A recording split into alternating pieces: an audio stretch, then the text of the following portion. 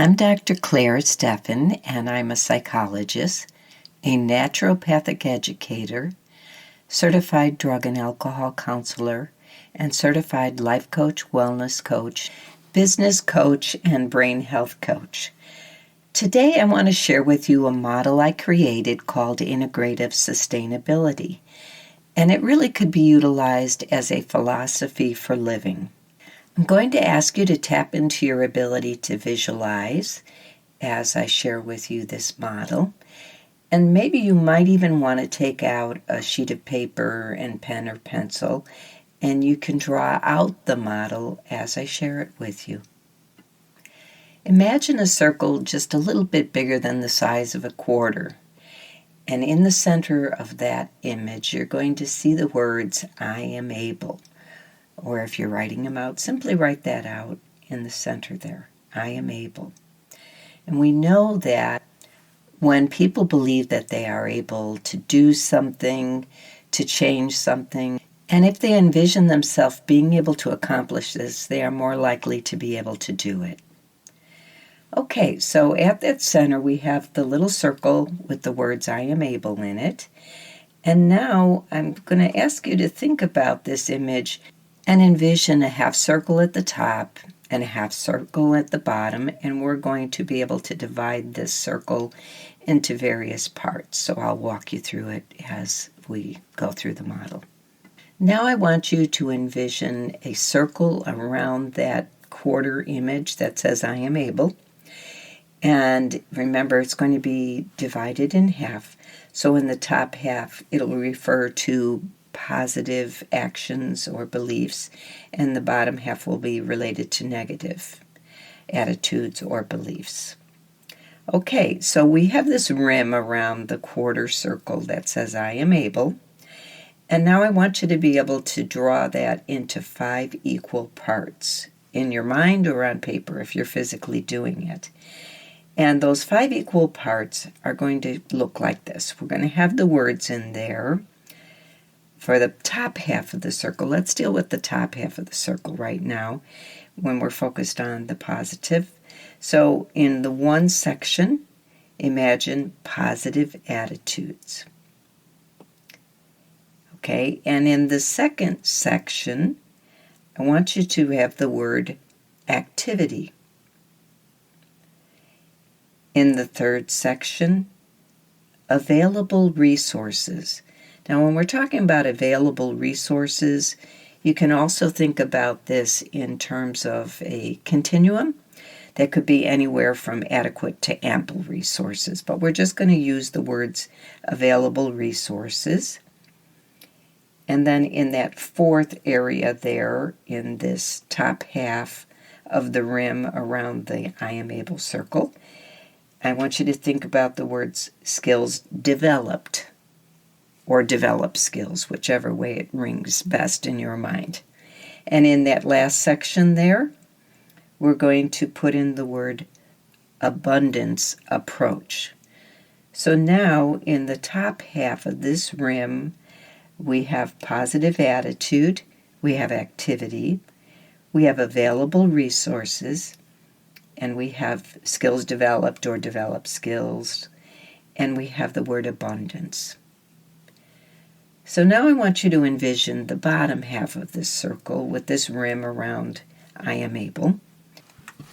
And here we're going to be speaking about negative impacts. So again, it's going to be divided up into 5 sections that are equal. And in that first section, it's going to say negative attitudes.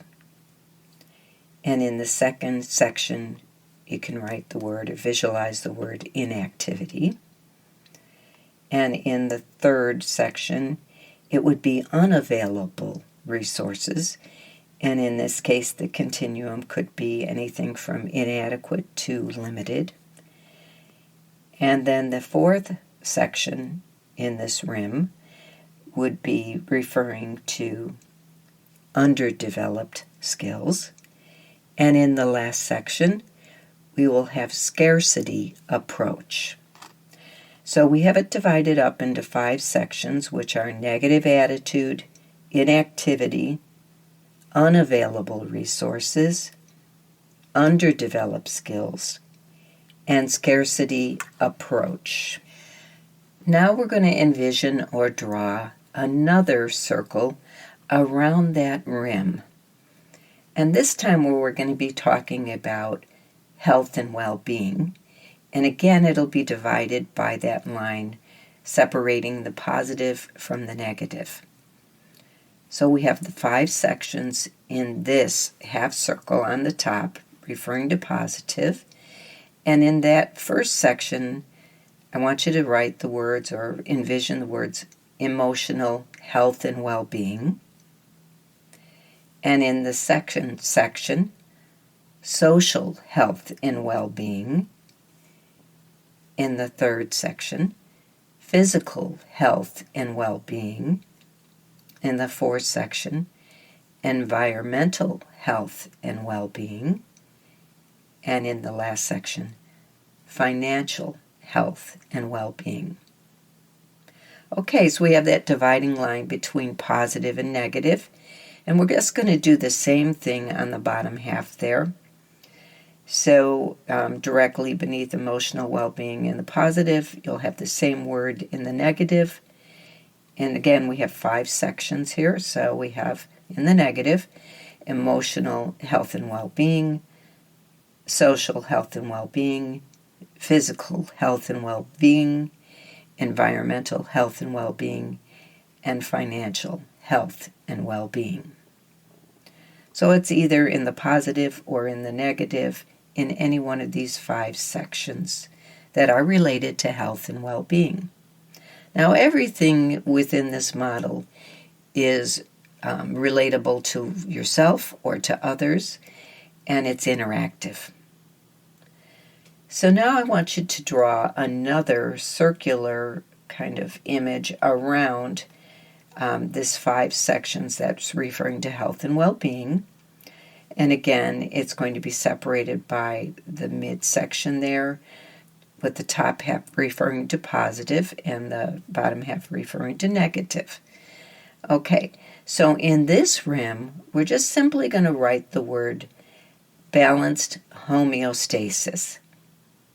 And in the negative section, the second half of this circle, in this rim, we're going to write the word imbalanced homeostasis. And now I want you to draw one more final circle around that rim. And again, this one's just going to simply be divided by that midline. And in the top half, the positives, we're talking about resilience that is protected. So protected resilience. And in the bottom half of the rim, we're going to have the words unprotected resilience. Now, this model refers to integrative sustainability, and I've always believed it's not just enough to be resilient. In other words, things can happen that are difficult for us to cope with and to resolve and manage and be able to regulate our emotions around as we work through it. But it doesn't mean that this is only going to happen either once or once in a while in our life. We can have multiple losses, multiple situations, and environmental things that affect us, social and emotional, financial. And so we have to be able to sustain the resilience. And we have to be able to think about this resilience and sustainability in an integrative way in order to maintain total health and well-being. So let's talk about this model from a practical approach to it. So as I started off today, I was talking about the fact that if we believe we are able and we take action to move in that direction, our chances of success are much higher than if we maintain negative attitudes or beliefs, if we remain inactive, and that we have a scarcity attitude about our approach to anything that we need to conquer in life or change. We talked about these 5 different sections, in the rim around I am able. And so if you think about your attitudes and how you can manage them in a positive way versus engaging in negative self-attitudes or attitude towards others, and again, it can be interactive. You can have negative or positive attitudes about your emotional health and well-being or that of others, and social health and well-being, physical health and well-being, environmental, and your financial state as well. And so having that interactive kind of approach towards your attitudes is one thing, but you also have to be active in that approach and then secure the resources you need, so make them available. And in some cases, unfortunately, people are born into environments in which there are not available resources, and it's much more difficult to be able to accomplish that. Perhaps they don't have adequate support in order to achieve that. So it might be a tougher road being able to figure out how to access the resources so that they are adequate and not limited. The other thing that can help that is developing skills. And again, if you have access to more, then it's going to be an easier road to do that. But that's not to imply that people can't have all of that available to them, and still not have a scarcity attitude or have an approach to life that is based in scarcity thinking as opposed to abundance thinking. In many of my episodes of the Heal Your Brain Toolbox, I talk about the importance of life balance. So sustaining life balance, career balance, social life balance. And so when we're talking about balanced homeostasis, we're really looking at all those 5 areas of health and well-being: emotional, social, physical, environmental, and financial. And there may be others as well, but these are the key ones that I addressed in this model. And as I said, in order to maintain resilience, we have to have a way to protect that. And sometimes it requires having people in our court who are there to support us and be emotionally, physically, socially, environmentally, and financially available for that type of support to occur. And maybe sometimes we are the resource of that for other people, so it's interactive in that way as well. So having this kind of protective environment, it's part of the zone. So you could think about who you let into this zone of this integrative sustainable circle, and be very careful about not letting people in who will deplete your resources on a personal level, whether we're talking about emotional, social, or physical resources, environmental, or financial. So everything in life is relational, and this model of integrative sustainability speaks to that fact. And if you start to think about your life in this integrative way and approach everything in your life so that you are focused on creating life balance, it will improve your and move you in the direction of contentment.